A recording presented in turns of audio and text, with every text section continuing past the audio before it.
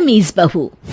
सभ्यता से भरपूर शास्त्री परिवार की इकलौती बेटी मोहिनी को बचपन में ही पढ़ाई के लिए विदेश भेज देते हैं, जहां से वो सालों बाद ग्रेजुएशन पूरी करके इंडिया वापस आती है, जो अब संस्कार, सभ्यता, संस्कृति जैसी चीजों से कोसों दूर होती है। एक सुबह मोहिनी शॉर्ट ड्रेस पहने, कानों में हेडफोन लगाए जोर जोर से इंग्लिश गाने गाती हुई घर में घूम रही होती है। सुबह सुबह भगवान का नाम लेते हैं, राक्षसों की तरह चिल्लाते नहीं। पॉप्स, आपको अच्छे गाने की बिल्कुल समझ नहीं है, so take a chill pill. अरे मोहिनी, पापा से ऐसे बात करते हैं क्या? सारी तमीज भूल गई हो। ओह मॉम प्लीज, इतनी बड़ी भी कोई बात नहीं हुई, सो डोंट ओवर रिएक्ट। ऐसे ही दिन बीतते हैं जिसमें मोहिनी के तौर तरीके, रहने और बात करने का ढंग उसकी मम्मी पापा को परेशान करने लगता है। भला कोई मानेगा कि ये मेरी बेटी है? रीति रिवाज और संस्कारों से तो इसका दूर दूर तक कोई नाता नहीं, और अब तो लगता भी नहीं कि कभी होगा। अरे ऐसे कैसे नहीं होगा? लड़कियां सारे नखरे अपने माँ बाप को ही दिखाती है। ससुराल जाकर उन्हें सब कुछ करना भी पड़ता है और मानना भी। पत्नी की बात शास्त्री जी समझ जाते हैं और कुछ ही दिनों में अपने से भी ज्यादा धार्मिक परिवार में निखिल के साथ मोहिनी का रिश्ता पक्का कर देते हैं। रिश्ता तो पक्का कर दिया, पर यहाँ मोहिनी को कैसे मनाएंगे? शादी ब्याह के मामले में आटे में नमक जितना झूठ तो चलता है जी। इसी तरह एक के बाद एक तिकड़म लगाते हुए दोनों मिलकर मोहिनी को शादी के लिए तैयार कर लेते हैं और मोहिनी निखिल की शादी हो जाती है, जिसके अगले दिन से ही मोहिनी दोबारा अपने पूरे अवतार में शॉर्ट ड्रेस पहनकर घर में घूमने लगती है। बहू को ऐसे देख सास की आंखें फटी की फटी रह जाती हैं। अरे ये क्या बेशर्मी है, हमारे घर की लड़कियां जींस तक नहीं पहनती और तुम बहू होकर इतने छोटे कपड़े पहनकर पूरे घर में घूम रही हो।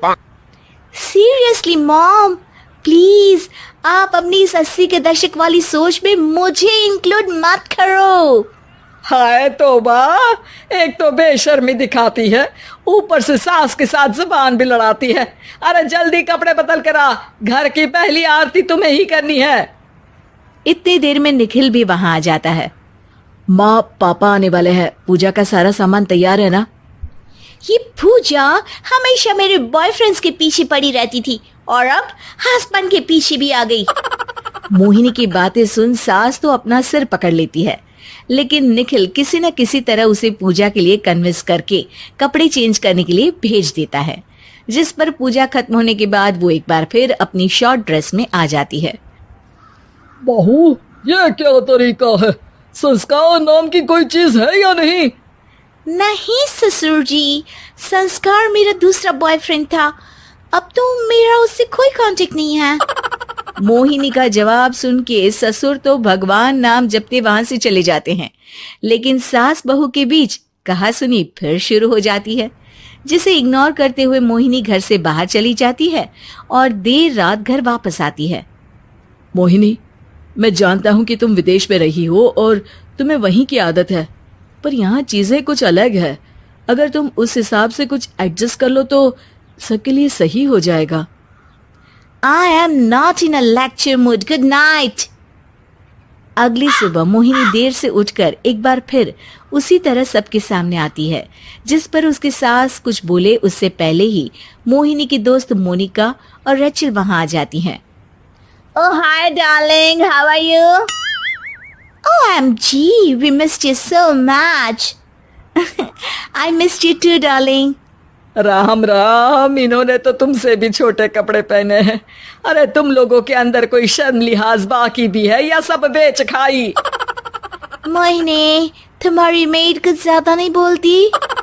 इस पर मोहिनी की दोस्त उसकी सास का मजाक बनाने लगती है, जिसे सुन निखिल उन्हें जवाब देते हुए कड़वे शब्द सुना देता है और वो सुन के वो दोनों तो मुंह बनाए वहां से चली जाती है, लेकिन गुस्से से लाल मोहिनी वहीं खड़ी निखिल को घूरती रहती है। घूर क्या रही हो? तुमसे शादी की ये सोचकर कि विदेश में पढ़ी लिखी हो, घर में कोई पॉजिटिव चेंज लाओगी, अपनी करियर के लिए एम्बिशियस होगी, पर अपने इस बिहेवियर से उस पढ़ाई के साथ साथ अपने मम्मी पापा के नाम को भी डुबो रही हो। अगर तुम्हें ऐसे ही हाल रखना है तो यहाँ रहने की कोई जरूरत नहीं है। निखिल की बातें सुनकर मोहिनी रोते हुए घर छोड़कर अपनी मम्मी पापा के ससुराल में सब कुछ ठीक। समझते क्या है, मोहिनी पर चिल्ला रहे हैं? मैं क्यों उसके इशारों पर चलूं? मैं अपनी लाइफ अपने तरीके से जीना चाहती हूँ और वो ना आप लोगों को मंजूर था और ना ही उन्हें है। तुम यहाँ नहीं रह सकती। अपने पापा की बात सुन के मोहिनी हैरान रह जाती है। हाँ सुना, इस घमंड, बेशर्मी और बदतमीजी में ही जीना है तो तुम यहाँ भी नहीं रह सकती।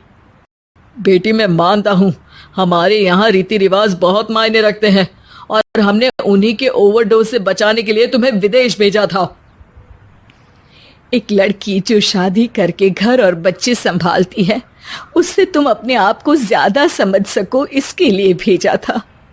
तुम उससे ज्यादा समझो और बनो, पर तुम तो किसी दूसरी ही ट्रेन में चढ़ गई बेटा। उसके मम्मी पापा बहुत देर तक मोहिनी को सारी बातें समझाते हैं, जिन्हें सुनकर मोहिनी को अपनी गलती का एहसास होता है। वो जॉब ज्वाइन कर लेती है और ससुराल वापस आकर उन्हें मॉडर्न बनाती है और खुद भी कुछ रिवाज सीखते हुए खुशी से रहने लगती है।